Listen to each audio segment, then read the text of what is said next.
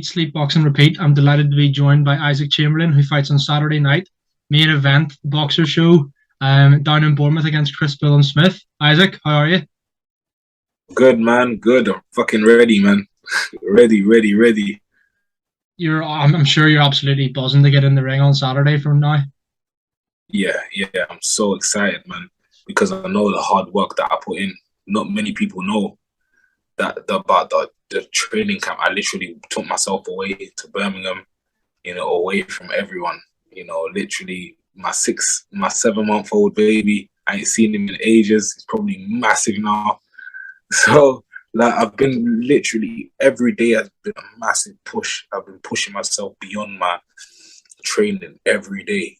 I've been really working for this. So now it's time to reap the benefits of my hard work. Does that show just how much you want to win this fight and how seriously you're taking it? The fact that you said there you've got a 7-month-old baby and you haven't seen him for weeks? Yeah, it does, but I was like that regardless anyway. But now I just feel like the levels have gone higher now. So I have to really invest and really work for this. So, man, it's exciting. You mentioned there you've been training. Did you say you're down in Bournemouth? No, in Birmingham. In Birmingham, yeah. My God. How's training been, really? I know, it probably sounds like a bit of a cliche question, and yourself, a lot of boxers will just be like, "Oh yeah, training was great." But just for people that don't really know much about your training setup, your coaches, where you're training, fill them in. What's your training situation like? Basically I'm trained by my coach Bobby Mills and his assistant coach Connor Ward, and they're tailored to me. Not many people might not know them, but they're gonna know them on Saturday. They might not know them, but they're one of the most adaptive coaches I've ever worked with. They're very good at what they do, and they're always willing to learn.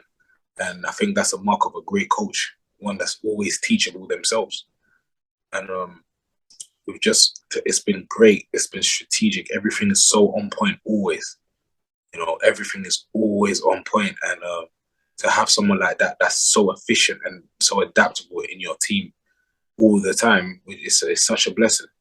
And I have nothing but respect for them because they came with me to Birmingham.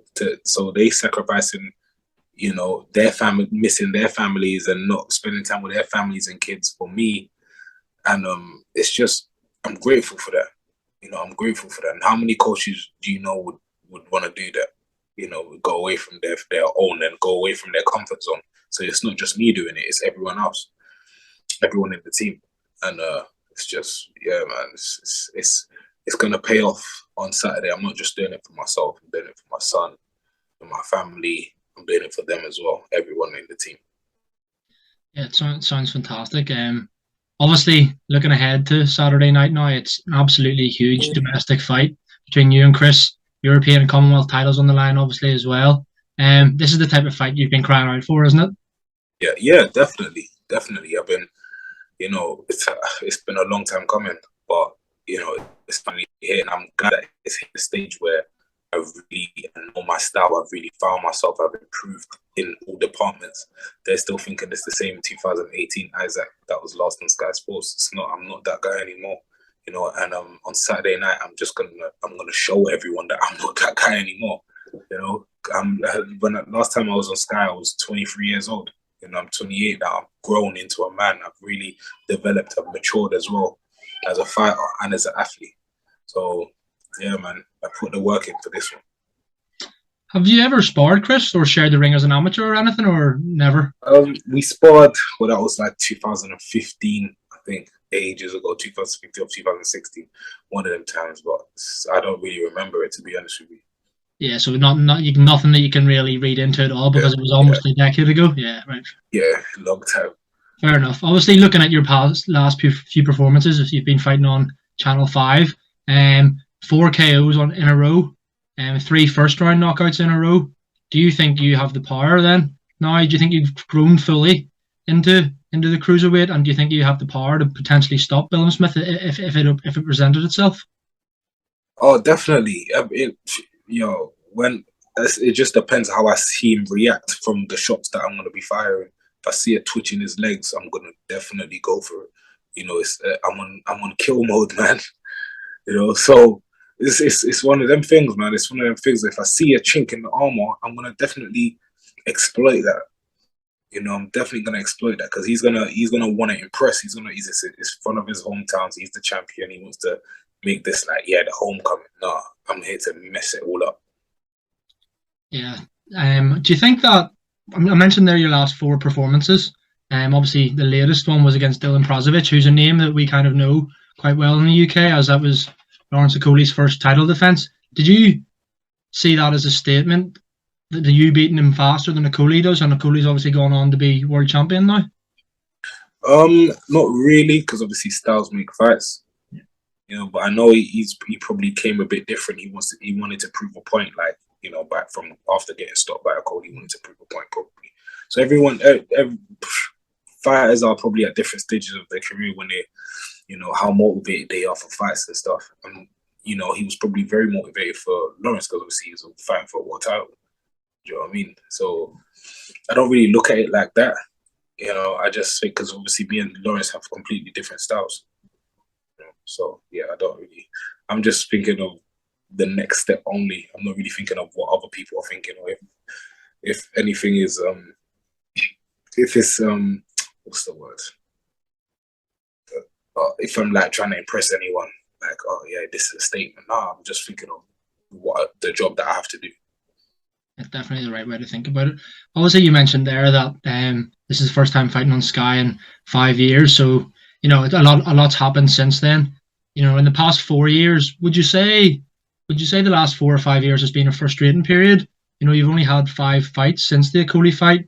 You know, you had a 2-year period almost when you were out, and then almost another 1-year period. You know, after the Luke Watkins when it was nearly 2 years, and then between the Sen and Thomas fights. Was this a frustrating period for you at all, or were you just chipping away training and stuff? Both. It was very frustrating for me, but I knew, you know, I had to keep consistent. I had to keep going if I want to make it in this game. You know, one of the people I really listened to, a motivational speaker called Inky Johnson, and he says this quote. He goes, "Can you be committed to the process without being emotionally attached to the results? So if you don't get what you want, can you still be a hard worker? Can you still keep working? Can he still be that guy that no matter what happens to him, you're still the hardest worker in the room?" And I stuck by that. You know, that's why I know this fight is going to show everybody, oh, right, this guy's really been in the gym. You know, he's really been active. So, you know, it's very exciting. You know, it's very exciting. I'm very excited about this fight. I'm very excited to show my skills, show my hunger, my determination. They're thinking of, oh, yeah, they're going to grind me down and stop me late and everything. But they just think I'm just going to stay there. They just think I'm just going to wilt. Like I haven't been through many things outside of boxing. No, they're not going to make me wilt. Like, I don't know where that came from, you know. But that whatever boosts their confidence, you know. You mentioned there obviously about that quote. You mentioned that it's kind of just taken away and just keep on grinding. But surely there has been periods where you're like, have you questioned yourself at all? You know, like, is this right for me, or have you been 100? Do you know that was your almost destiny, so to speak, to continue to be on the road? Of course, I would think that sometimes, you know, especially when you get let down by, you know, I was gonna fight in America, but obviously got let down, everything got like messed up. Of course, sometimes you think, oh, God, is this for me? But I just pull it in the back of my head straight away. Straight away, I pull it in the back of my head, yeah. And I know that, you know, God has a great plan for me. No matter what, God has a great plan for me, and that's literally what was in my head the whole time. I have to keep working. How does it feel then to be fighting on a stage of this magnitude? You know, as you've mentioned, Sky Sports, you're in the main event. Arguably, I know it isn't officially, but arguably a final and eliminator, supposedly, to see who could potentially fight for a world title end of this year, beginning of next year. Just how good does it feel to be in that position right now? It feels good, and the best thing is I've main evented a lot. You know, I've main evented a few times, and it just feels good. I'm kind of getting used to it a lot more now. You know, with the Okolie one, obviously, it was very early in my career. I wasn't really used to it. Now, you know, I'm just taking everything as it comes. I'm used to it. Everything is nice, man. Everything is nice. So I just can't wait to get in there and do my thing. Obviously, I don't want to dwell on it too much, but you mentioned the Okolie fight there. Do you think that it's similar in the sense that two all British fight headlining on Saturday night, like it was back in 2018? Do you think you can draw on those experiences from the last time, or are you completely different fighters now? Yes and no. I can draw in them experiences because of obviously I've been through it before. I know kind of what to feel and stuff, but even the preparation for this fight was very different to the one before. Literally everything is completely different. And I'm at a different mind state, to be honest, from the last fight, the last big one. So I'm just locked in, I'm just locked in. I'm here to do a job. I'm not here for a holiday, even though Bournemouth is very nice. I'm here to do a job. Obviously, you mentioned there the fight's obviously in Bournemouth, which is Chris's hometown. Do you feel like there's far more pressure on his shoulders then? Yeah, probably. Yeah. He's the hometown guy. It's his place, it's his belts, and I'm a dangerous fighter, as they say. They say on the interviews I'm an unknown commodity, so he still has to find that out. So we'll see. And do you like that kind of pressure more being on him in his hometown? He's the slight betting favourite as well. Do you prefer that kind of the underdog tag? I don't really mind. Honestly, I don't really mind because I know what I'm capable of. My team knows what I'm capable of as well. So I don't really mind. Everyone can say these things. I've seen the comments on Instagram and Twitter and stuff because they talk a lot, but they haven't seen me. That's the thing. They actually haven't seen me perform. They haven't seen me since 2018. They still think I'm the same Isaac, but they're in for a shock, man. Obviously, all your full focus is on this fight, but is there part of you that can look ahead and think, what is next? What big things really could be on the horizon? Yeah, definitely. Especially with Jay Patel as manager saying the winner fights for the IBF and Ring Magazine. That's amazing. That would be a great fight. You mentioned Jay Patel there, who's obviously, you have to put him at number one now, I suppose, after beating Maris Briedis, who was the previous number one. Did you watch that fight? What did you really make of that? I watched the highlights of the fight because I couldn't find it.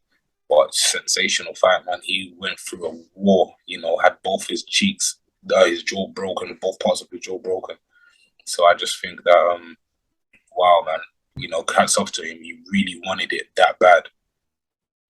Going back to your fight, obviously, this is all about you. We're filming this on Tuesday night for people watching. How does the rest of fight week look for you? Is it just really a matter of now toning down, making weight, doing the press conference and stuff? Yeah, just relaxing.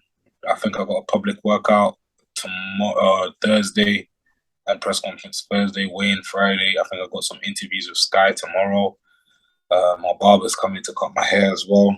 So, so I can look nice at least. Yeah, man, it's just relax, completely relax, take everything in and literally get ready to go on Saturday.